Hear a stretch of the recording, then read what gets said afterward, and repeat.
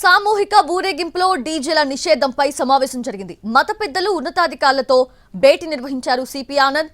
DJ శబ్దాల మీద అనేక ఫిర్యాదులు వస్తున్నాయన్నారు సిపి.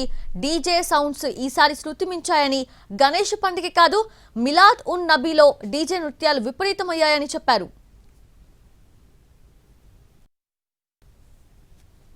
2 సంవత్సరాలుగా కూడా చూస్తున్నాము. డీజే పెట్టి ఈ శబ్ద కాలుష్యం అనేది చాలా పెద్ద ఎత్తున వైలేషన్స్ జరుగుతున్నాయి.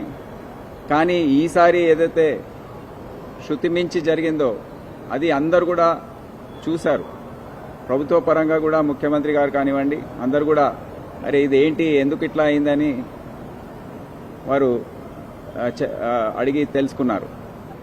వారు కూడా మా వీడియోస్ మేము తీసుకున్నాము. మరి ఈ విధంగా చెప్తున్నారు, అందరు కలిసి కట్టుగా చేస్తే కానీ ఇది కాదు, మీరు రండి, ఒక రౌండ్ టేబుల్ లాగా మీ విచారణ ఏంటో, మీరు ఏ విధంగా మీ వాళ్ళని కట్టడి చేస్తారో చెప్పండి. దాని తర్వాత ఇవన్నీ మేము కంపైల్ చేసి ఏకతాటిపైకి తీసుకొచ్చి ప్రభుత్వం ముందు పెడతాం. ప్రభుత్వం నిర్ణయం తీసుకుంటుంది ఏం చేయాలో.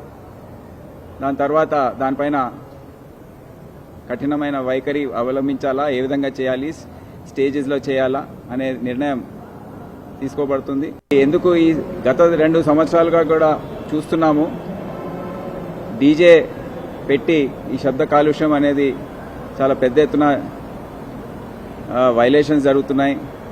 కానీ ఈసారి ఏదైతే శృతి మించి జరిగిందో అది అందరు కూడా చూశారు.